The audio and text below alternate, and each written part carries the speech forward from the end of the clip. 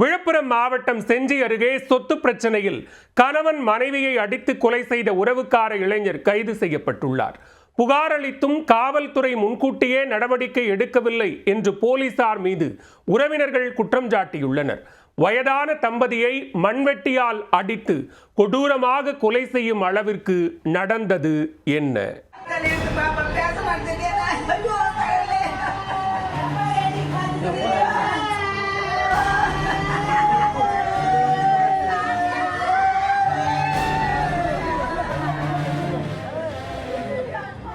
விழுப்புரம் மாவட்டம் செஞ்சி அடுத்த திருவம்பட்டு கிராமத்தைச் சேர்ந்தவர்கள் மரியதாஸ் செல்லின் மேரி தம்பதி. மரியதாஸின் அக்கா பெரியநாயகி.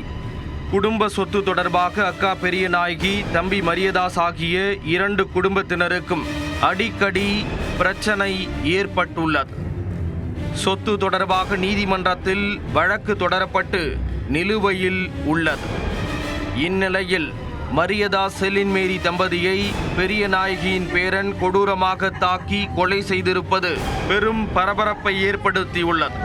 பெரியநாயகியின் கணவர் சௌரிமுத்து கடந்த 6ஆம் தேதி வயது மூப்பு காரணமாக உயிரிழந்து விட்டார். அவரது உடலை பிரச்சனைக்குரிய இடத்தில் பெரியநாயகி குடும்பத்தினர் புதைக்க முயன்றுள்ளனர்.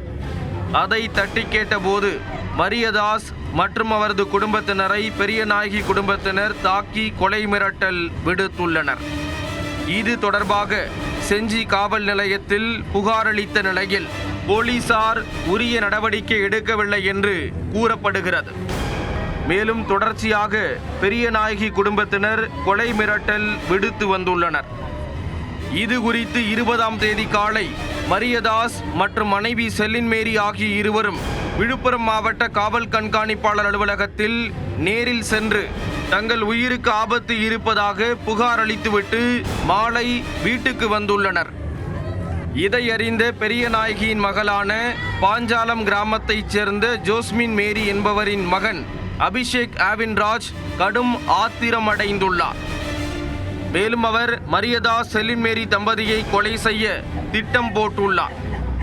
சம்பவத்தன்று தனது பாட்டி பெரியநாயகி வீட்டில் இருந்த மண்வெட்டியை எடுத்துக்கொண்டு மரியதாஸ் வீட்டிற்கு சென்றுள்ளார். அங்கு தூங்கிக் கொண்டிருந்த மரியதாஸ் மற்றும் அவரது மனைவி செல்லின் மேரி ஆகிய இருவரையும் தலையில் பலமாக தாக்கியுள்ளார் அபிஷேக் ஆவின்ராஜ்.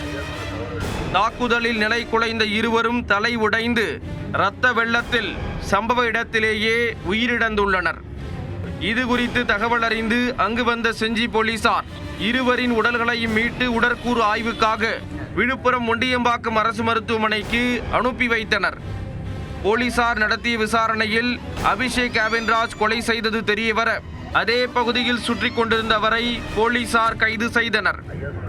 இந்நிலையில் கொலை செய்யப்பட்ட மரியதாஸ் மற்றும் செல்லின் மேரி ஆகியோரின் உறவினர்கள் 100க்கும் மேற்பட்டோர் திருவம்பட்டு பகுதியில் சாலை மறியல் போராட்டத்தில் ஈடுபட்டனர். அப்போது காவல்துறை முறையான நடவடிக்கை எடுக்காமல் அலட்சியமாக இருந்ததாலேயே இரட்டை கொலை நடைபெற்றதாக குற்றம் சாட்டினர்.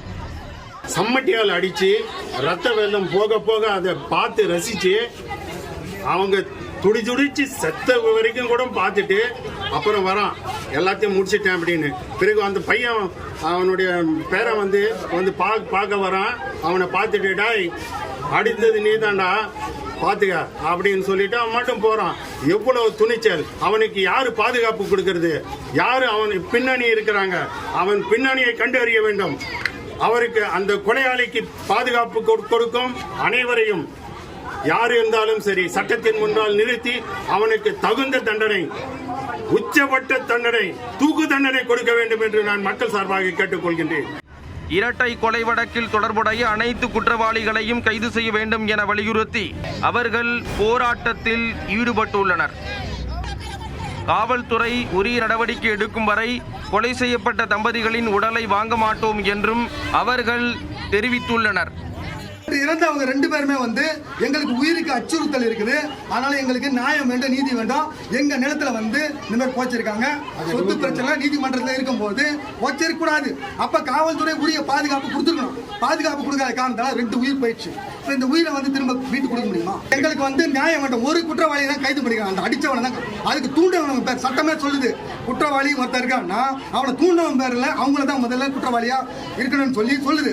அப்ப அவங்க அம்மா, அவங்க தங்கச்சி, அக்கா அவங்களாம் கைது செய்யல. அவங்கள ஏன் கைது செய்யல? அவங்க ஒரு இடத்துல இருக்காங்கன்னு சொல்றாங்க. அது எப்படி 24 மணி நேரம் ஆக போகுது? அப்ப ஏன் நடவடிக்கை எடுக்கல?